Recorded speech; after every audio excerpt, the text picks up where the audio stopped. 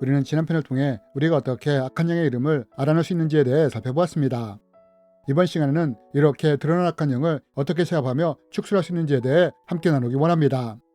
여러분, 만약 우리가 영적으로 준비가 되었다면 이제 우리는 악한 영과 직접 대면할 수 있습니다.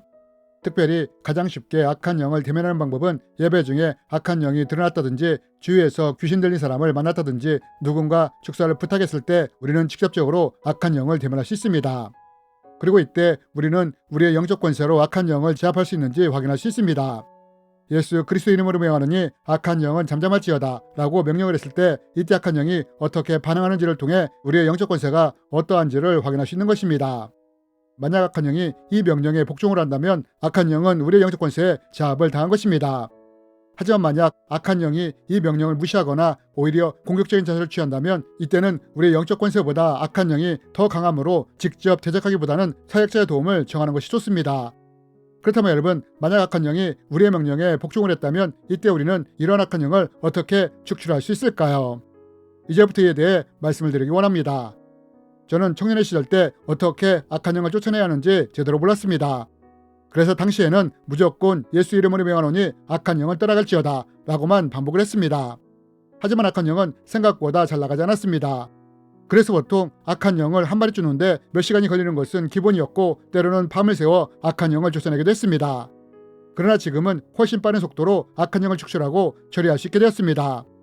그럼 어떻게 해서 이렇게 빨리 악한 영을 처리할 수 있게 되었느냐?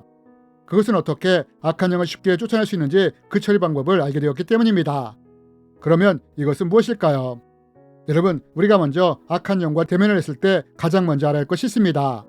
그것이 무엇이냐? 그것은 바로 그 악한 영의 이름이 무엇인지를 아는 것입니다. 예수님도 거라사의 광인 안에 있던 귀신에게 너의 이름이 무엇이냐? 라고 물으시지 않았습니까? 이렇듯 우리도 악한 영과 대면할 때 그 악한 영의 이름을 물을 수 있습니다. 그렇다면 왜 우리가 악한 영의 이름을 알아야 하느냐?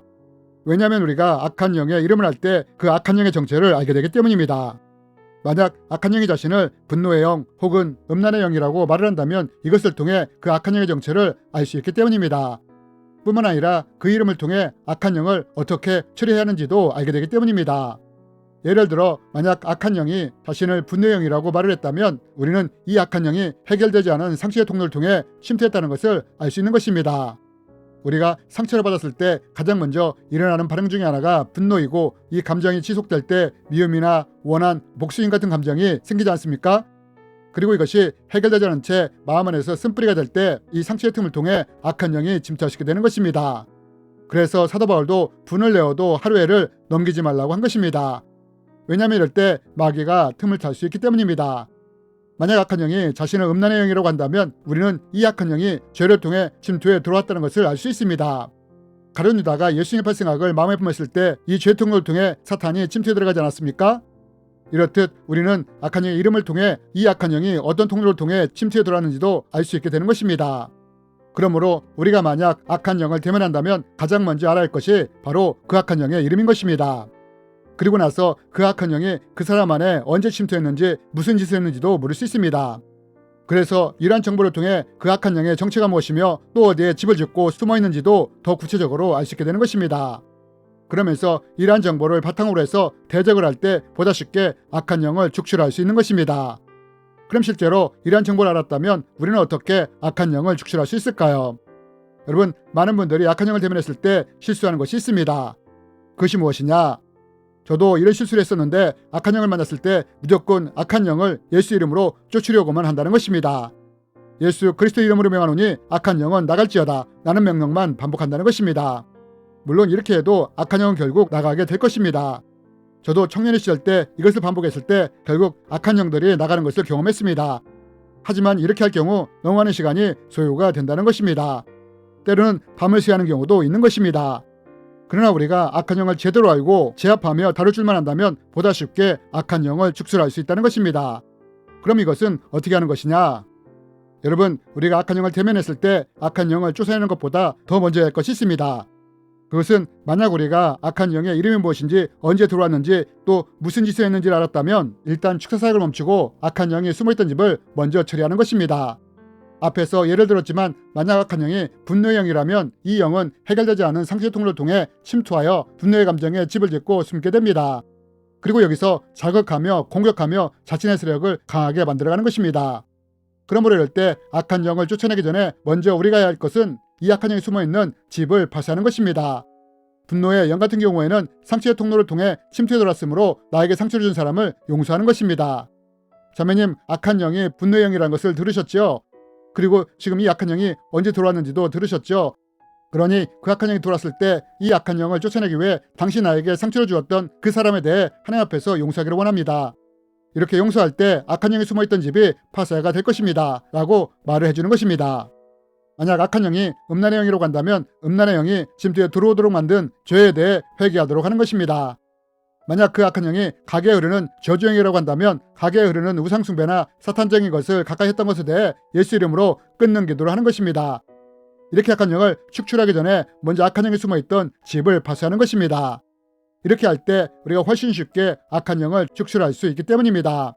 집에 숨어 버티는 악한 영보다 집이 무너져 알몸으로 있는 악한 영을 더 쉽게 축출할 수 있기 때문입니다. 그리고 이렇게 해야 하는 또 다른 이유 중에 하나는 집을 둔 채 악한 영만 쫓아낸다면 악한 영이 또다시 되돌아올 수 있기 때문입니다.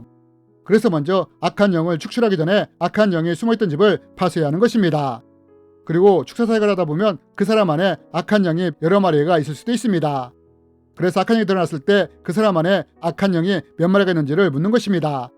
재미있는 것은 만약 그 사람 안에 악한 영이 여러 마리가 있을 때 악한 영에게 이름을 밝히라고 하면 대부분 그 안에서 가장 약한 영이 먼저 이름을 밝힌다는 것입니다.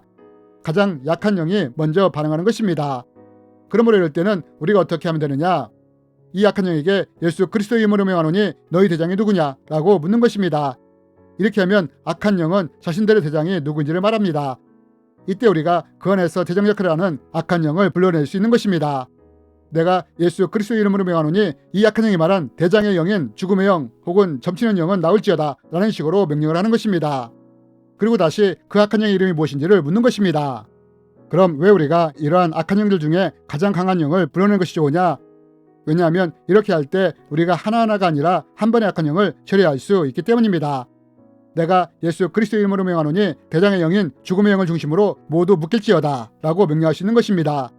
이렇게 명령을 하면 안에 있던 악한 영들이 대장을 중심으로 묶이게 됩니다. 그리고 이때 우리가 이렇게 명령을 하는 것입니다. 예수 그리스도의 이름으로 명하노니 묶인 악한 영들은 모두 이 사람 안에서 기침하며 떠나갈지어다 라고 반복해서 명령을 하는 것입니다.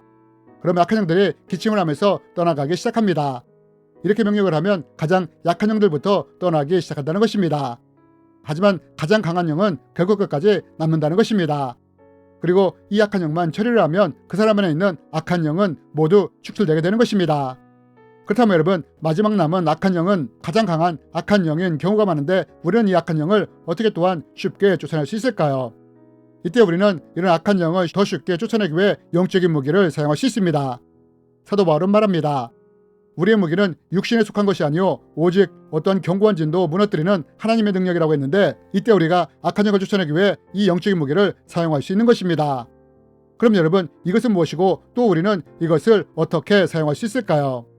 이에 대해서는 다음 편을 통해 자세히 나누기 원합니다. 주님의 이름으로 여러분을 축복합니다.